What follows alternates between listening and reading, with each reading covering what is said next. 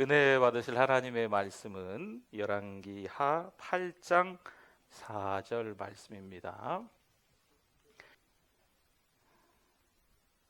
이거 보이면 또 8장 4절 우리 같이 한번 읽어봅니다.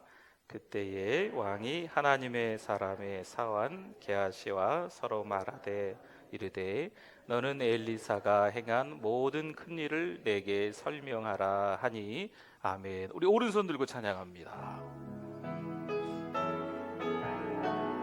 이 땅에 오직 주밖에 없네. 그 무엇도 나를 채울 수 없네. 주님의 평안 내 안에 있네. 그 누구도 빼앗을 수 없네. 한 번 더 할까요? 이 땅에 오직 주밖에 없네. 그 무엇도 나를 채울 수 없네. 주님의 평안 내 안에 있네. 그 누구도 빼앗을 수 없네. 할렐루야. 우리 옆에 분들하고 인사 나누시겠습니다. 잘 오셨습니다. 은혜 많이 받으세요.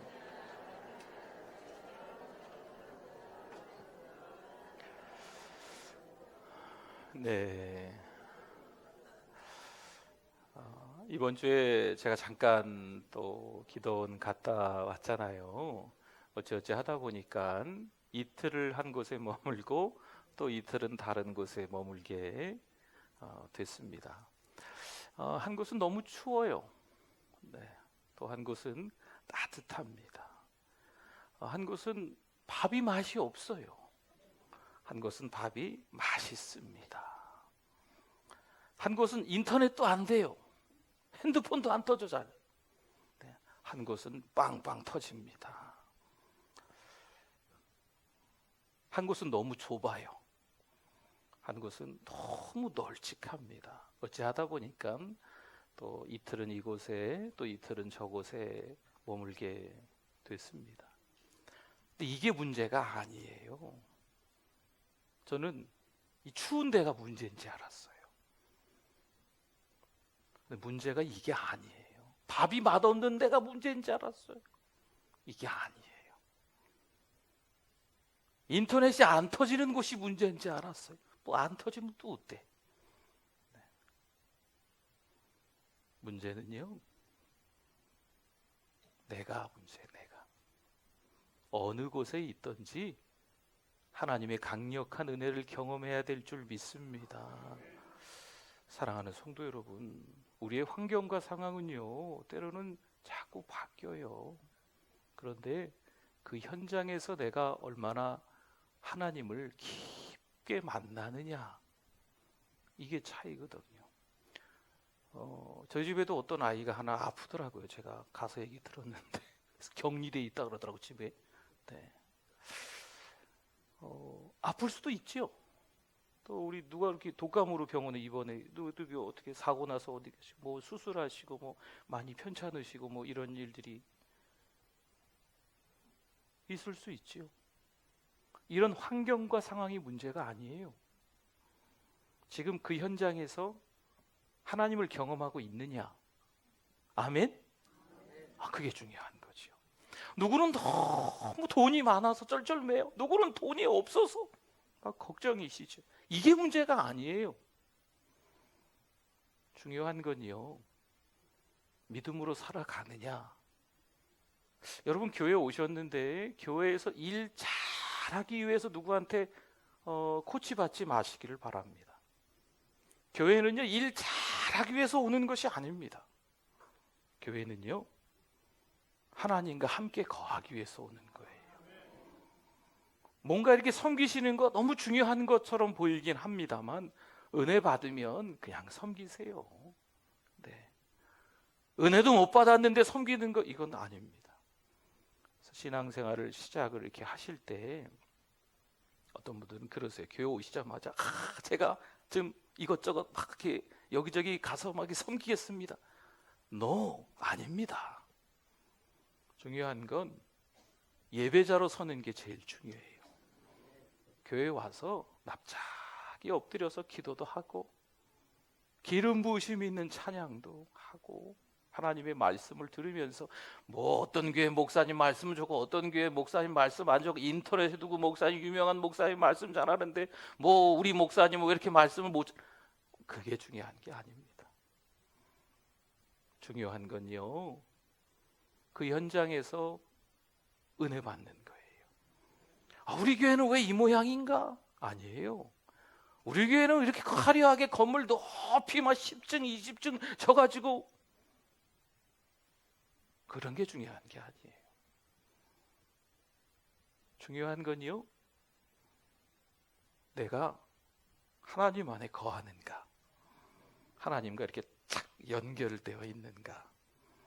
환경 탓하고 상황 탓하다 보면요, 입만 열면 원망할 것밖에 없고 불평할 것밖에 사실 없습니다.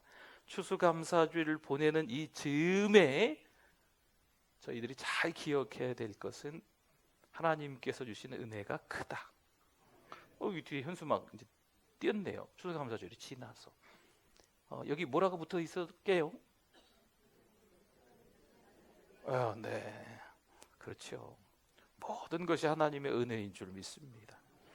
은혜인 것을 알면요, 다 감사한 거거든요. 편찮으셔도 감사, 건강하셔도 감사, 뭐 많이 뭔가를 소유하고 있어도 감사, 남들과 비교해서 별로 그렇게 가진 게 없는 것 같아 보여도 감사. 이래도 은혜, 저래도 은혜.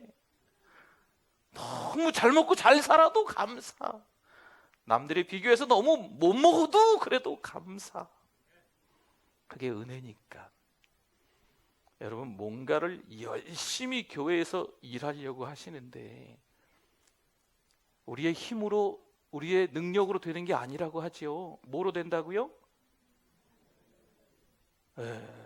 하나님의 영으로, 성령으로만 해야 되는 줄 믿습니다. 여러분, 노력으로 어떤 일감을 찾아서 교회에서 막 일해야지, 막 의욕적으로 뭔가 사고 치지나 말라 그래요. 그냥 조용히 있으라 그래요. 그냥 입 열지 말고 그냥 조용히 교회나 다니시라 그래요. 막 노력해서 의욕적으로 뭔가 내가 지금 교회를 위해서 뭔가 해야지, 그러지 말라 그러세요. 먼저 예배자가 돼야 됩니다. 하나님께 집중하는 거죠. 이게 제일 중요한 거예요. 그 다음에 뭔가를 하면 은혜거든요. 그 다음에 보기만 하면 다 감사지요.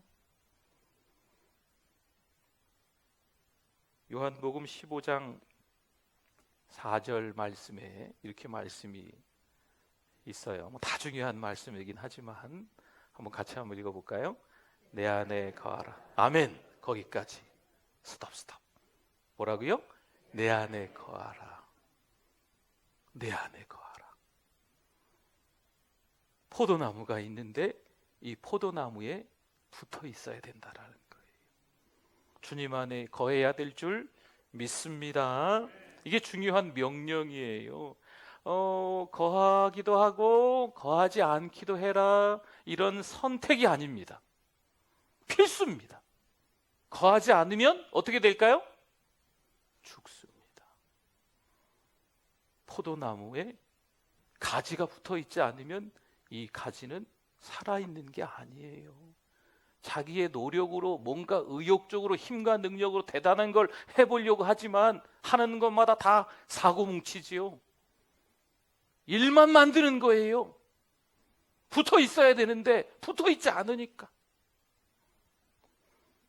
그 다음 5절 한번 봅시다. 5절 같이 한번 읽어봅니다. 나는 포도나무요 너희는 가지라. 그가 내 안에 내가 그 안에 거하면 사람이 열매를 많이 맺나니 나를 떠나서는 너희가 아무것도 할 수 없음이라.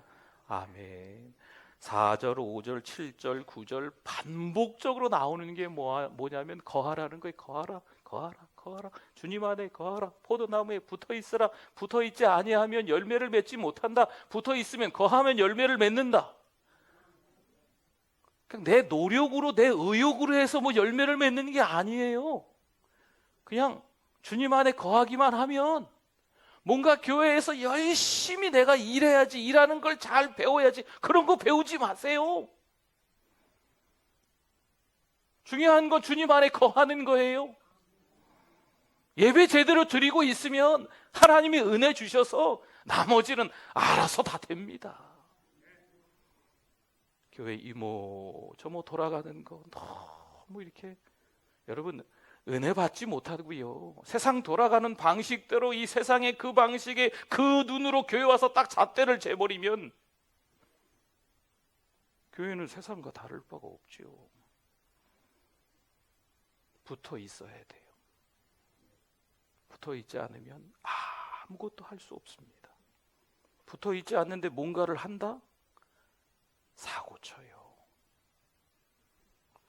한 구절 더 볼까요? 6절 말씀에 좀 강력합니다. 같이 한번 읽어봅니다. 사람이 내 안에 거하지 아니하면 가지처럼 밖에 버려져 마르나니 사람들이 그것을 모아다가 불에 던져 사르느니라. 아멘. 이 포도나무에 가지가 붙어 있지 않으면 버려진다 그러네요. 쓸모가 없잖아요. 그렇죠? 포도나무에 붙어 있는 가지여야 합니다. 그래야 열매를 맺을 수 있는데 붙어 있지 않으니까 버려지는 거예요. 그 다음에 뭐라고 나와 있어요? 버려진 가지들을 모아서 불에 던져 땔감 정도로 사용한다 라고 하는 거죠. 오늘 이 밤에 어떤 기도원이 더 은혜스러울까? 밥 잘 주는 곳, 따뜻한 곳, 어떤 교회가 더 정말 좋은 교회일까? 교회 갔더니 시설이 너무 좋아요. 교회 갔더니 이 사람 저 사람 다 친절하고 상냥해요. 물론 그런 것도 필요하겠죠. 교회 갔더니 얼마나 좋은지 몰라요. 근데 여러분 사실 이런 건 아무것도 아니에요. 뭔가 노력을 해서 뭔가 대단한 거 큰 일을 이루는 교회처럼 보이지만 여러분 그건 중요한 게 아닙니다. 먼저 선행돼야 될 것은 예배인 줄 믿습니다. 하나님께 예배드리는 자들이 함께 모여 있는 곳이 교회입니다. 예배는 드리지 않고 뭔가 열심히 일할 계획만 있다? 삑! 아닙니다. 은혜 받고 전도하고 선교하고 어려운 사람 도와주고 은혜 받고 말씀에 은혜 받고 자꾸 교회 바깥에 있는 사람들을 향하여서 전도하고 그들을 주께로 인도하려고 몸부림치는 게 교회예요. 교회 안에 있는 사람들끼리 북치고 장구치고 희희낙낙거리는 게 교회가 아닙니다. 우리 교회도 때로는 여러 교회들도 때로는요 방향이 틀릴 수가 있어요. 어찌어찌 하다 보면 우리들끼리 좋아서 우리들끼리 행복해서 우리들끼리 기쁘게 지내려고 할 수도 있습니다. 그런데 진짜 주님께서 원하시는 건 하나님께 주시는 은혜를 받고 그 은혜 받은 것을 자꾸 영향력으로 가족들에게 또 직장에 가셔서 주변 이웃들에게 안 믿는 사람들에게 복음 전하는 거죠. 여러분 포도나무에 가지가 붙어 있지 않아요. 아무리 노력해도 의욕적으로 하려고 해도 열매가 없어요. 조금 내용을 바꿔볼까요? 이 땅에 살아가면서 열심히 돈 걱정을 하는 분들이 있어요. 돈에만 집중하는 거죠. 돈을 벌 수도 있습니다. 열심히 일해서 세상 사람들이 말하는 성공 신화의 한 사람이 될 수도 있겠지요. 열매를 맺는 겁니다. 다시 들어보세요. 포도나무에 가지가 붙어 있지 않는데 열매를 맺은 거지요. 성공한 거지요. 돈도 많이 버는 거지요. 다른 사람들이 부러워할 사람이 되는 경우도 있습니다. 그런데 그것은 가짜 열매입니다. 오래가지 않습니다. 금방 허물어집니다. 왜요? 잘못된 것이기 때문에 그래요. 자기의 힘과 자기의 능력으로 한 거기 때문에 그렇습니다. 저와 여러분은 성령 충만해야 될 줄 믿습니다. 예배할 때 하나님만 바라보는 거죠. 목사님이 오늘 헤어스타일이 어떤가, 어떤 옷을 입고 왔나, 넥타이는 무슨 생각인가, 왜 갑자기 화장품을 준다고 하나, 이런 거 저런 거, 그런 거 생각하는 게 예배가 아니에요. 네. 예배는 누구 생각? 그렇죠. 하나님 생각하는 게 예배입니다. 교회 형광등은 불이 하나 나간 거 없습니다. 네, 예를 들어서 왜 불이 나갔나, 의자는 삐뚤어졌나, 왜 TV를 왜 이렇게 삐딱한가, 뭐 괜히 이런저런 복잡한 거 생각하지만 교회는 그런 거 생각할 필요 없습니다. 왜 몇 월이 됐는데 뭐를 하고 안 하고가 있나, 막 이런 거 다 생각하지 마세요. 기도하면서 하나님이 주신 은혜가 풍성하게 채워지면서 제가 알아서 할 테니까 그런 건, 네. 우리 모든 성도님들은 교회 오면 은혜 받으려고 몸부림치셔야 돼요. 은혜 못 받으면 끝입니다. 입만 열면 이스라엘 백성들이 광야 훈련을, 광야 학교를 지나가는 데 있어서 불평불만밖에 없었잖아요. 그들이 은혜 받을 환경이 아니었을까요? 은혜 받을 만한 상황이 아니었을까? 천만에 그렇지 않습니다. 하나님은 계속적으로 그들에게 기적을 베풀어 주셨어요. 그럼에도 불구하고 그것을 보고 있으면서도 입 열면서 불평하고 있는 그들의 모습이라니까요. 하나님의 역사는요, 강력하게 임하셨어요. 불기둥 구름기둥으로 눈에 보이는 게 다 하나님의 은혜의 기적인데 그들의 입에서 어찌 원망의 불평이 나올 수 있을까요? 오늘을 살아가는 우리 신앙인들의 모습도 비슷합니다. 참 하나님의 강력한 은혜가 있는데 이 세상 중심으로, 사람 중심으로, 자꾸 돈 중심으로, 학력 중심으로, 또 뭐 있나요? 아무튼 그런 것들만 자꾸 세상의 잣대로 보는 거죠.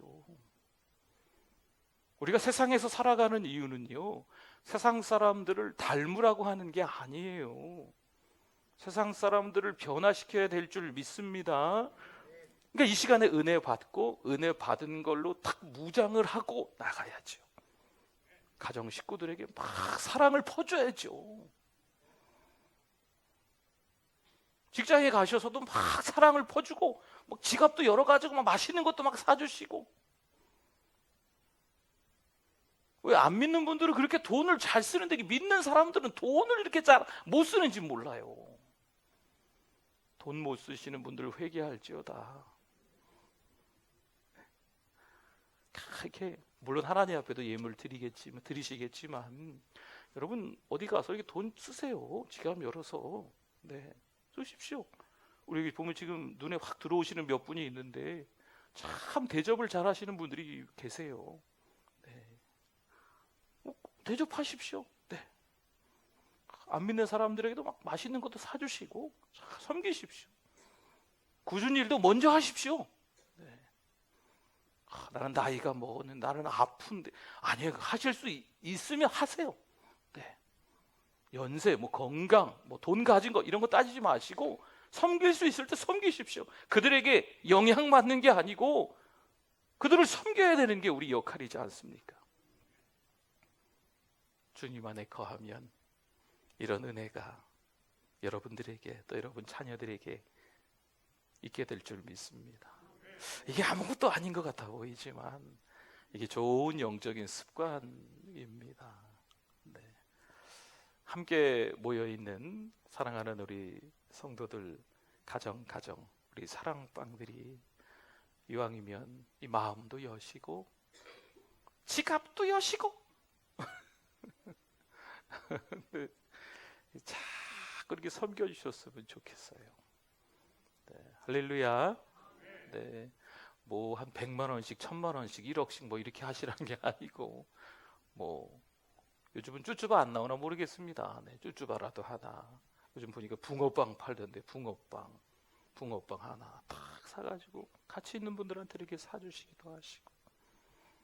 이 영향력이요, 대단한 것서부터 이렇게 생기는 것도 있을 수 있지만 대부분은요, 아주 소소한 것부터 시작해서 영향력이 있는 거예요.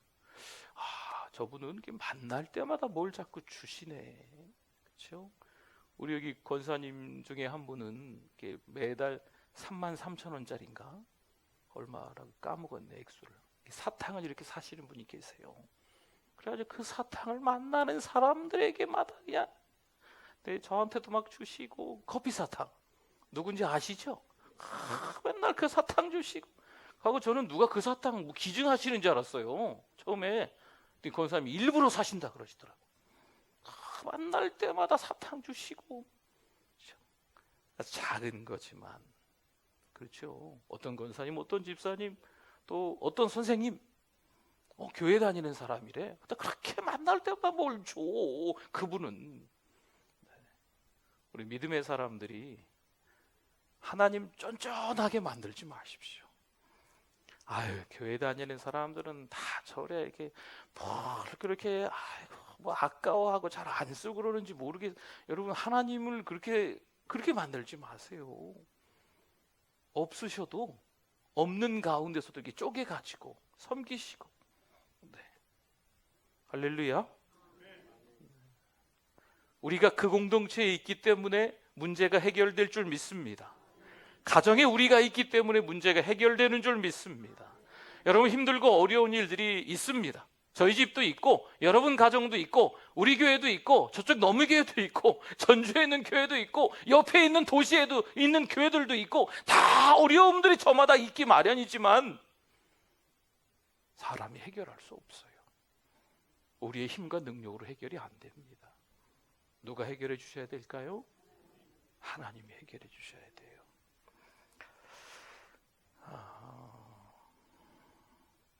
열왕기하 2장 21절 말씀을 한번 볼까요? 저희 화면에 떴지요. 이 말씀을 보면 이제 여러 개의 말씀들이 쭉 줄을 이어서 나올 텐데, 이 말씀들이 뭐냐면 엘리사가 신학생 그리고 그 백성들의 어려운 부분들을, 어려운 문제들을 잘 해결해 주었다. 그래서 어떤 어려운 부분들을 해결해 주고 있는지 좀 여러 성경 구절을 차근차근히 하나씩, 뭐 긴 내용을 볼 수는 없고 이제 한 구절씩만 뽑아가지고 좀 몇 구절을 좀 보려고 합니다. 여기 보시면 엘리사가 물 근원으로 나아가서 소금을 그 가운데에 던지며 이르되 여호와의 말씀이 내가 이 물을 고쳤다, 말씀이 있는 것처럼 하반절도 한번 보시면 엘리사가 여리고성의 물을 고쳤다. 엘리사가 문제를 해결했다라는 말씀입니다. 그 다음에 3장 20절 말씀에 보면요, 짧네요. 같이 한번 읽어볼까요? 아침이 되어 소재 드릴 때에 물이 에돔 동쪽에서부터 흘러와 그 땅에 가득하였더라. 아멘. 이 앞뒤의 이 내용들은 이렇습니다. 세 나라의 연합 군대가 마실 물이 없었던 거죠. 그때 어려움을 당하고 있었는데 엘리사 선지자가 또 해결사가 돼서 해결해 줬다라는 겁니다. 그 다음에 4장 6절 말씀에 보면 지난주에 아마 말씀 나눴던 것 같은데요. 이제 이 신학생이 좀 먼저 세상을 뜬 거지요. 그래서 그 아내 사모님과 두 아들이 좀 곤란한 지경에 처해 있는 겁니다. 그때 빚 때문에 고생하는 이 신학생 유가족을 기름의 기적으로 엘리사가 또 해결해 주었다라는 말씀이 있는 겁니다. 4장 36절 말씀에 보면 한번 같이 읽어볼까요? 엘리사가 게하시를 불러 저 수렙 여인을 불러오라 하니 곧 부름에 여인이 들어가니 엘리사가 이르되 내 아들을 데리고 가라 하니라. 아멘. 수렙 여인의 죽은 아들을 엘리사가 살려주었다라는 이야기입니다. 4장 41절 말씀에 보면 엘리사가 이르되 그러면 가루를 가져오라 하여 솥에 던지고 이르되 퍼다가 무리에게 주어 먹게 하라 하매 이에 솥 가운데 독이 없어지니라. 국에 있는 죽음의 독을 엘리사가 제거해 주었다라는 말씀인 겁니다.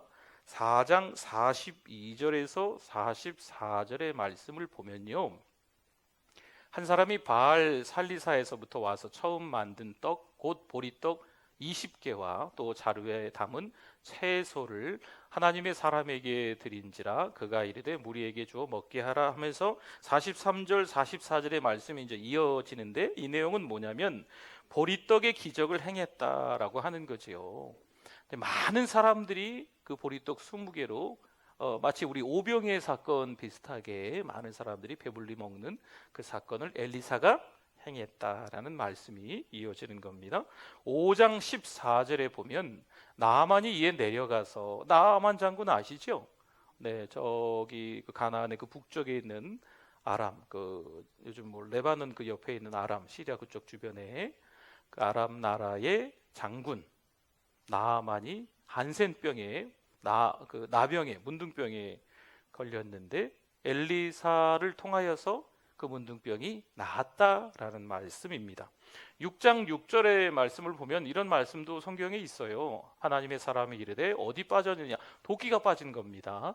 그곳을 보이는지라 엘리사가 나뭇가지를 베어 물에 던져 쇠도끼를 떠오르게 하고 물에 빠진 도끼를 엘리사가 건져 주었다라는 말씀이 있습니다. 6장 10절 말씀에 보니까 이스라엘의 왕이 하나님의 사람이 자기에게 말하여 경계한 곳으로 사람을 보내 방비하기가 한두 번이 아닌지라.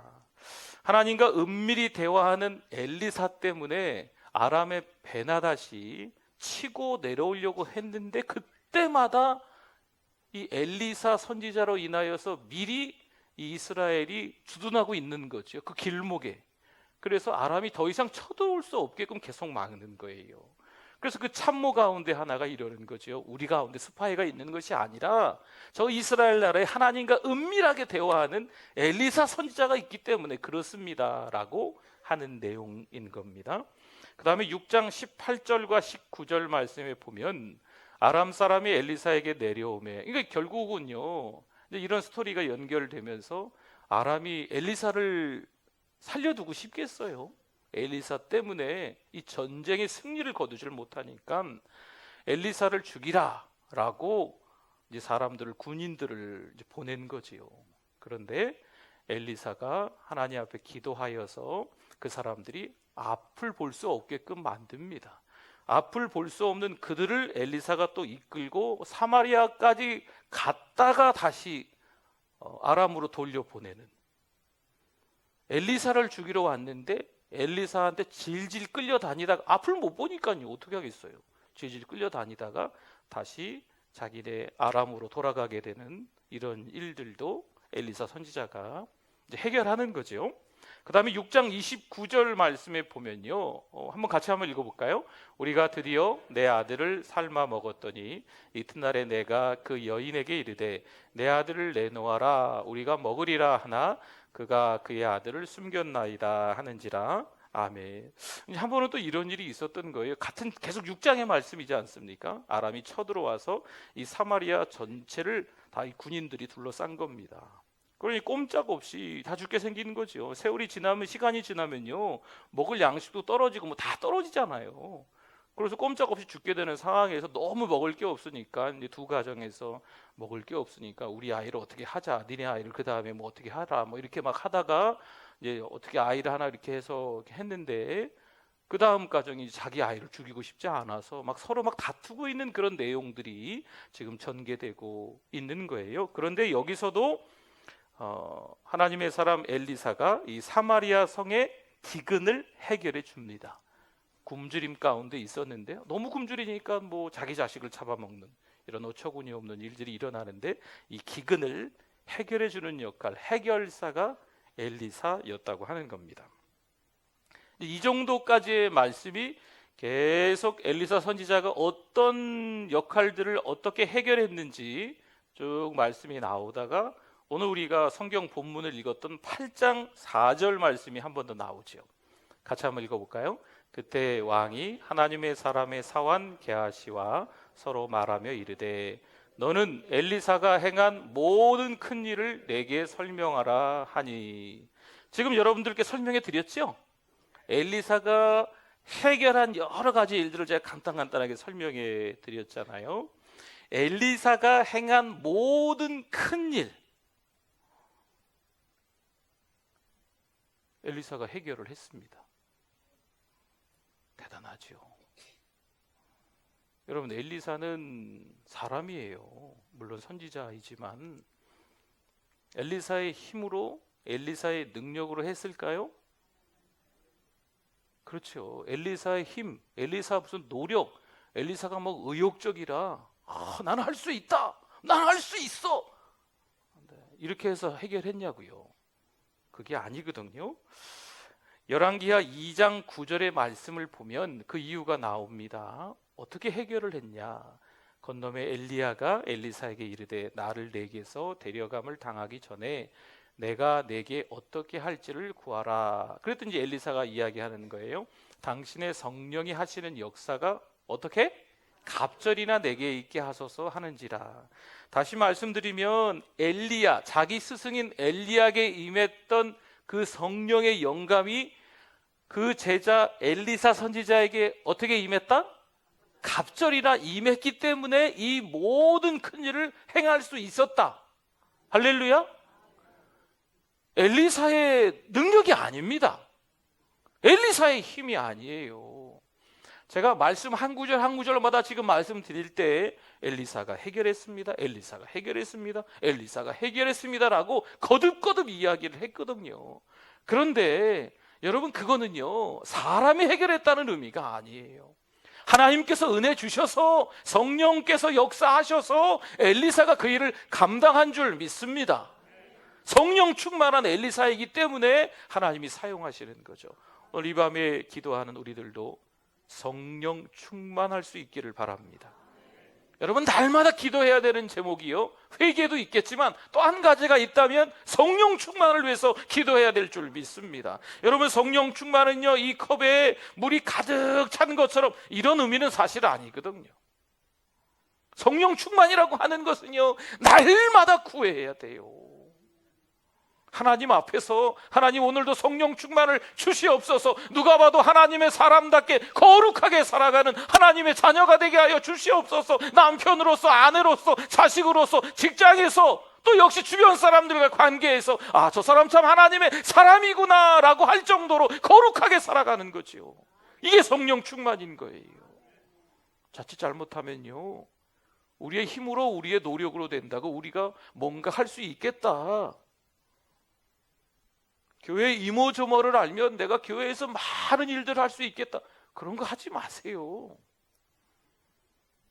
중요한 건요 성령 충만이에요. 성령 충만하면 성령 충만한 자답게 살아가는 거죠. 성령 충만한 사람이 아니요?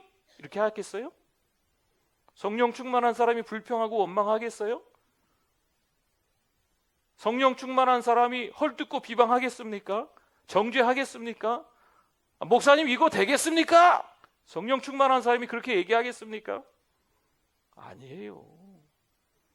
중요한 건 성령 충만이에요. 성령 충만해야 그 다음에 하나님께서 사용하시는 거예요.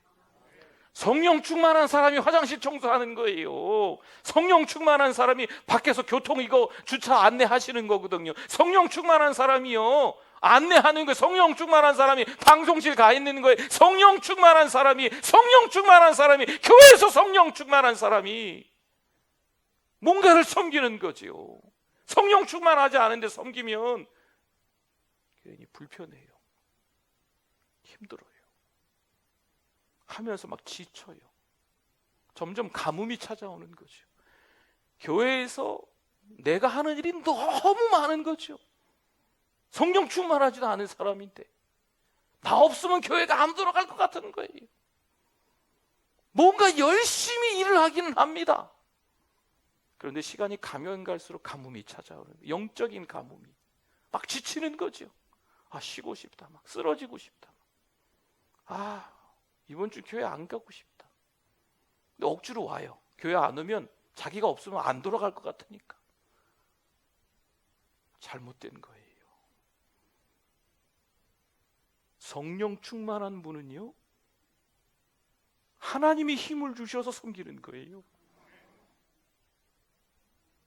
할렐루야. 저 여러분들이 성령 충만하실 수 있기를 바랍니다. 스가랴 4장 6절 말씀에 나와 있지요. 그가 내게 대답하여 이르되 여호와께서 스룹바벨에게 하신 말씀이 이러하니라. 만군의 여호와께서 말씀하시되, 같이 읽어봅니다. 이는 힘으로 되지 아니하며 능력으로 되지 아니하고 오직 나의 영으로 되느니라. 아멘. 성령 충만해야 될 줄 믿습니다. 신약시대 오순절날 성령의 권능을 충만히 받은 일꾼들에게도 엘리사의 이런 능력들이 드러나게 됩니다. 몇 구절도 한번 볼까요? 먼저는 이제 베드로 이야기인데요. 사도행전 3장 6절에 보니까 베드로가 성령이 충만해서 성령 받고 난 이후에 성전 미문이라는 곳에 앉아있는 나면서 못 걷게 된 그분에게 내가 가진 건 없지만, 은과 금은 없지만 예수님의 이름으로 일어나 걸으라. 일어나게 된 줄 믿습니다. 성령 충만하니까 그런 거죠. 5장 15절과 16절에 보면 병든 사람 등등 모두가 다 나음을 입었다. 성령 충만한 베드로이기 때문에. 그 다음에 9장 33절과 34절에 보면 여기서 이제 애니야가 나옵니다. 중풍병으로 8년 동안 누워있던 애니야를 성령 충만한 누가? 베드로가 일으켰다는 거죠.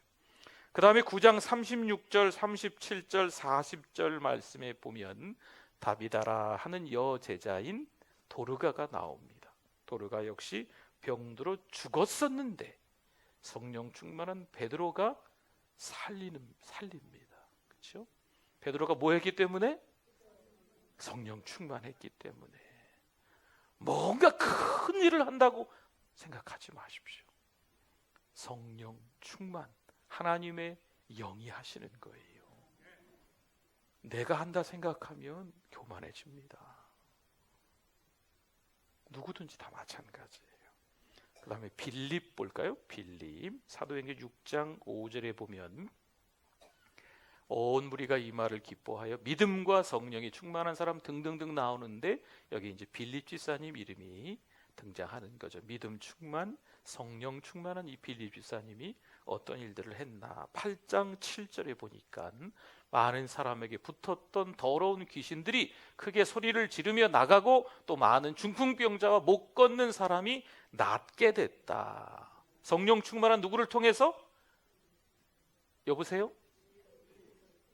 처음서부터 다시 저기 붙어 포도나무서부터 다시 네. 성령 충만한 빌립 집사님을 통해서 이러한 일이 일어난 줄 믿습니다. 네, 많은 중풍병자와 못 걷는 사람이 낫게 됐지요. 8장 13절 말씀에 보면 또 이 말씀에 보면 표적과 큰 능력이 나타나는 거죠. 성령 충만한 빌립 집사님을 통해서. 한 분만 더 볼까요? 바울을 봅시다. 바울 9장 17절입니다. 9장 17절에 보면 이게 9장이 어떤 말씀? 9장과 26장에도 아마 하나 더 나올 텐데요.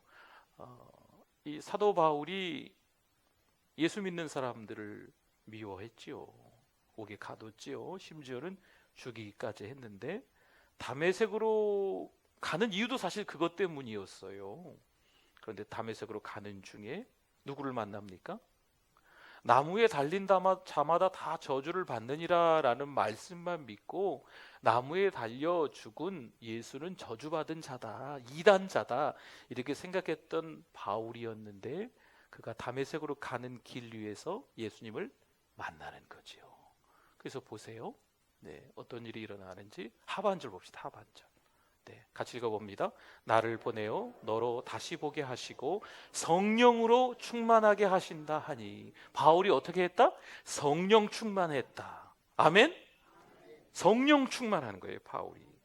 14장 10절 말씀에 보니까요, 발을 쓰지 못하는 한 사람을 사도 바울이 또 일으켜서 걷게 만듭니다. 19장 11절과 12절에 보니까 하나님이 바울의 손을 통해서 놀라운 능력을 행하게 하십니다. 한 군데만 더 봅시다. 28장 7절에서 9절 말씀에 보면요, 이 섬에서 가장 높은 사람 보블리오라 하는 이가 그 근처에 토지가 있는지라 그가 우리를 영접하여 사흘이나 친절히 머물게 하더니 보블리오의 부친이 열병과 이질에 걸려 누워 있거늘 바울이 들어가서 기도하고 그에게 안수하여 낫게 하매 그 다음에 이러므로 섬 가운데 다른 병든 사람이 와서 고침을 받고 보블리오만 나은 것이 아니고 그 일을 통하여서 그 섬에 아픈 사람들이 다 바울을 찾아오는 거예요. 근데 다 나았어요. 어떻게 그런 일이 있을 수 있을까요? 바울이요, 한 손 주머니에 딱 손 넣고 일로 와, 이러면 다 나을까요? 우리 분별을 잘 하셔야 돼요. 아무데나 가서 머리 뒤밀고 기도 받으시려고 그러면 안 돼요. 여러분, 요즘 이상한 데가 얼마나 많은데요. 인터넷을 통해서 말씀 듣는 것도 조심해요. 아주 유명한 목사님이라고 해도, 많은 사람들이 좋아하는 목사님이라고 해도 아닐 수도 있어요. 제가 누구라고 얘기는 못 하겠고, 여러분, 가장 중요한 건요, 담임 목사 입장에서는요, 이 하나님께서 사랑하는 우리 교회를 세우신 이유가 있잖아요. 그렇죠? 제가 이렇게 얘기하기 좀 뭐 할 수 있지만 그게 맞는 얘기니까, 사랑하는 우리 교회를 세워주시고 사랑하는 우리 교회 부족한 저지만 담임 목사로 세우신 하나님의 이유가 있는 줄 믿습니다.